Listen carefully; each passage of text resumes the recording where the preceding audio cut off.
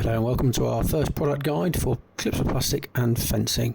So today we're going to be looking at how we use our clips for plastic, as so shown here, to clip a piece of Armco and also some fencing. So first you take the clip and attach it with the front groove to the piece of track. With the Scalextric Armco, you put one of the legs into the main hole on the front of the clip.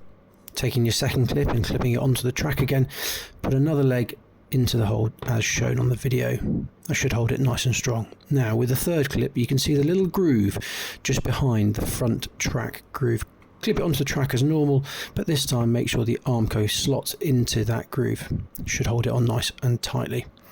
Taking either the angled stanchion or the straight stanchion, they can just be put directly into the back of the large tower on the back of the clips. And that is how you use clips for plastic and fencing to clip Scalextric Armco to your Scalextric track.